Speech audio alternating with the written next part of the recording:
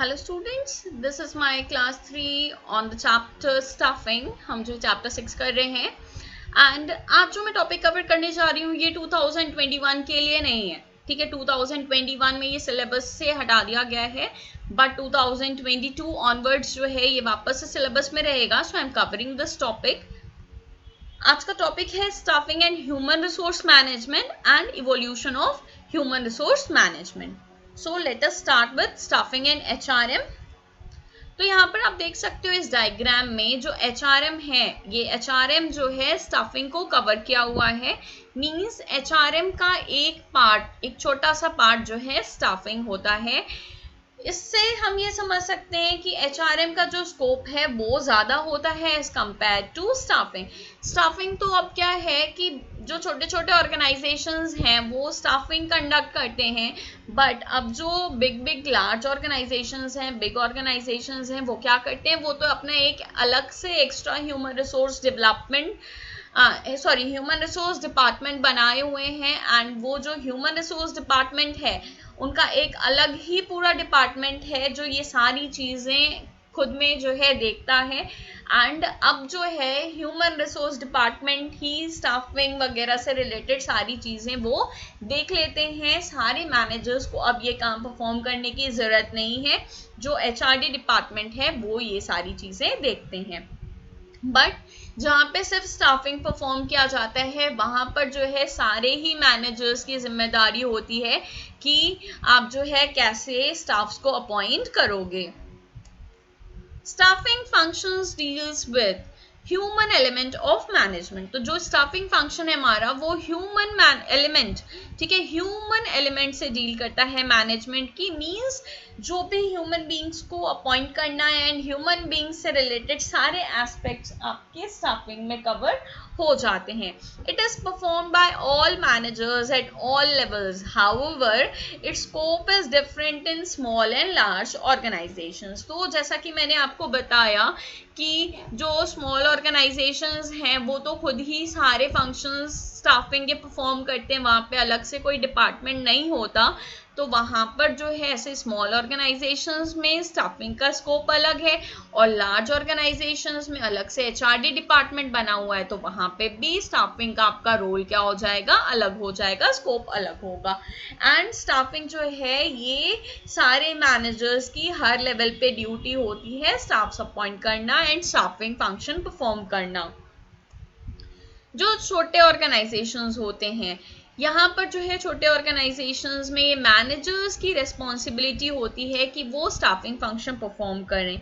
In small organisations the function of staffing is the responsibility of all managers, ठीक है, and managers perform all duties related to employ salary, welfare, working conditions. और जो managers होते हैं ये उन्हीं की जिम्मेदारी होती है कि एम्प्लॉय की सैलरी क्या होगी, उनको कैसे रखना है, उनको किस वर्किंग कंडीशंस में उनसे काम करवाना है।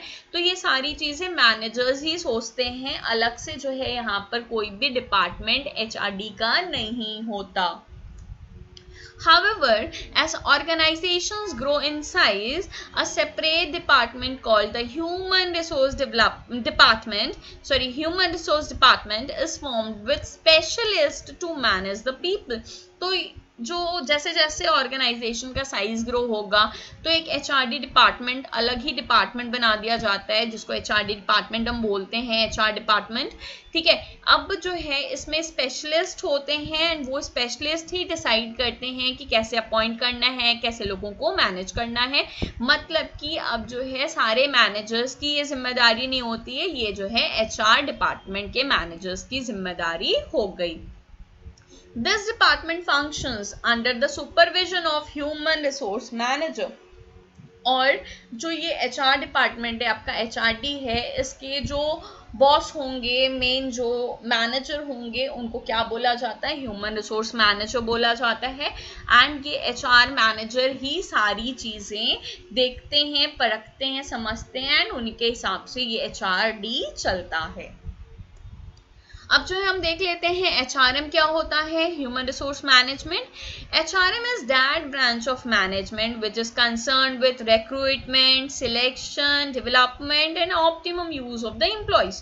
तो ये जो HRM है ये मैनेजमेंट का वो ब्रांच है जो कि लोगों के रिक्रूटमेंट, सिलेक्शन, उनके डेवलपमेंट एंड उनको जो है ऑप्टिमली कैसे यूटिलाइज करना है अपने ऑर्गेनाइजेशन में, उससे डील करता है। मीन्स कि एक सेपरेट ब्रांच ही बना दिया गया है मैनेजमेंट का। HRM may be defined as the art of procuring, कैसे लेके आना है, डेवलपिंग, उनको कैसे डेवलप करना है, ट्रेन करना है, एंड मेंटेनिंग कॉम्पिटेंट वर्कफोर्स, हमारे यहाँ जो है कॉम्पिटेंट वर्कफोर्स हो ताकि हम अपने कॉम्पिटिटर्स के ऊपर जीत हासिल कर सकें।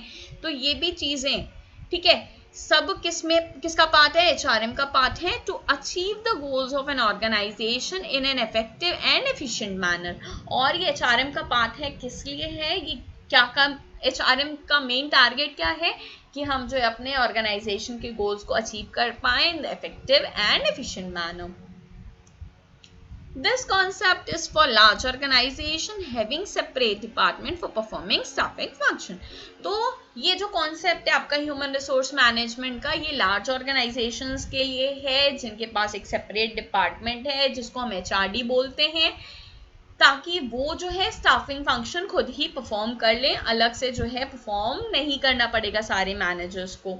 अब जो है इस HRM में क्या क्या चीज़ें आती हैं, आपका HRM में जो है आ जाएगा human resource planning, next is recruitment, selection, compensation and incentives plan.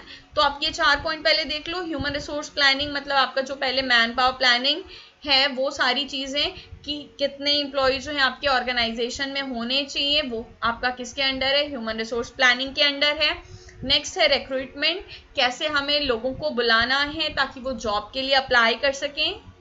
जितने भी लोग जॉब के लिए अप्लाई कर रहे हैं उनमें से जो है हमें सिलेक्शन करना है, जो बेस्ट कैंडिडेट होंगे, कॉम्पिटिटिव कैंडिडेट्स होंगे, उनका क्या कॉम्पेंसेशन होगा, उनको क्या क्या इंसेंटिव्स प्रोवाइड करना है, उनको कैसे प्लेस करना है, उनका ओरिएंटेशन कैसे होगा, मतलब कि उनको कैसे फेमिलराइज कराना है अपने ऑर्गेनाइजेशन से, उनका ट्रेनिंग कैसे होगा, उनका डेवलपमेंट कैसे होगा, उनका career growth, then performance appraisal, ठीक है, मतलब कि उनका performance time to time check करना है, इवैल्यूएट करना है कि वो अच्छे से परफॉर्म कर रहे हैं कि नहीं, उनको टाइम टू टाइम मोटिवेट करना है, उनके साथ एक अच्छा लेबर रिलेशंस मेंटेन करके रखना है, उनको सोशल सिक्योरिटी प्रोवाइड करनी है, टाइम टू टाइम रिव्यू करना है कि वो सही से काम कर रहे हैं कि नहीं, एंड HR ऑडिटिंग करना है।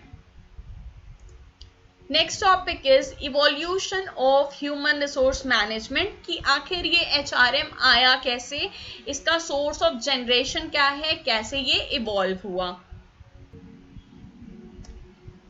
यहाँ पर आप देख सकते हो सबसे पहले जो है लेबर रिलेशन ऑफिसर होते थे, नेक्स्ट जो है आपके आए पर्सनल मैनेजर, एंड फाइनली जो अब हम जानते हैं वो है ह्यूमन रिसोर्स मैनेजर। तो इस तरीके से जो है आपका इवोल्यूशन हुआ ह्यूमन रिसोर्स मैनेजमेंट का। सबसे पहले आपका लेबर रिलेशन ऑफिसर स्टेज था, देन पर्सनल मैनेजर स्टेज आया, and finally human resource manager stage. Starting में द लेबर रिलेशन ऑफिसर, तो जब इंडस्ट्रियल रेवोल्यूशन आया था उस समय जो है ट्रेड यूनियंस आए, और फिर जब ये ट्रेड यूनियंस आए तो यहाँ पर जो है एक नीड समझ में आई कि नहीं, एक मीडिएटर तो होना ही चाहिए, किसके किसके बीच में, ओनर्स और वर्कर्स के बीच में। तो ये मीडिएटर कौन हुए, ये मीडिएटर थे लेबर रिलेशन ऑफिसर। यहाँ पर आप देख सकते हो 2 points, the industrial revolution led to emergence of trade unions. तो ट्रेड यूनियंस आए इंडस्ट्रियल रेवोल्यूशन आने के बाद, and these unions felt the need of a person who could act as a mediator between owners and workers. तो यहाँ पर जो है जब ये ट्रेड यूनियंस आए तो इनको जरूरत लगने लगी कि एक मीडिएटर तो होना ही चाहिए ओनर और वर्कर्स के बीच में, और ये मीडिएटर कौन, ये लेबर रिलेशन ऑफिसर थे। It resulted in appointment of labor welfare officer या फिर labor relation officer आप बोल सकते हो।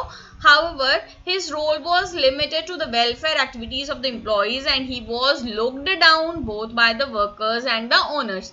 तो इनका जो है रोल सिर्फ इतना ही था कि एम्प्लॉयज़ के वेलफेयर के लिए काम करें. इनका स्कोप बहुत ही लिमिटेड था, रोल बहुत ही लिमिटेड था एंड दोनों ही जो है इनको बहुत छोटे की नज़र से देखते थे. ओनर्स भी इनको बहुत ज़्यादा महत्व नहीं देते थे और वर्कर्स भी इनको बहुत ज़्यादा महत्व नहीं देते थे.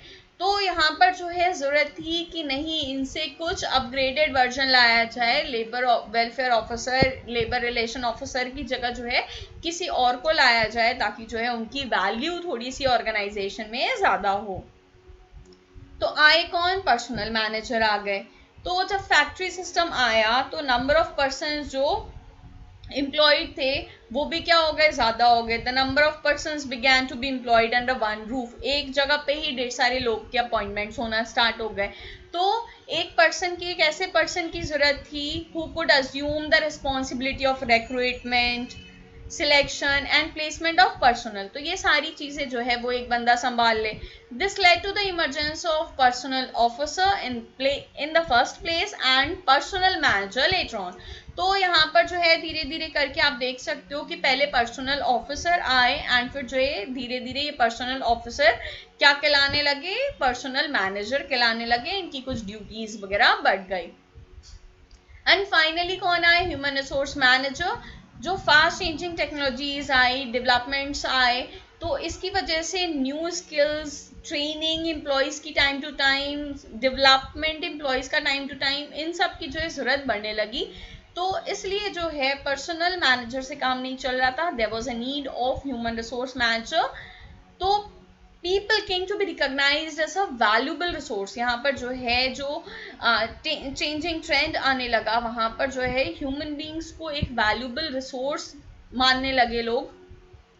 एंड इसकी वजह से जो स्कोप था पर्सनल मैनेजर का वो बढ़ गया.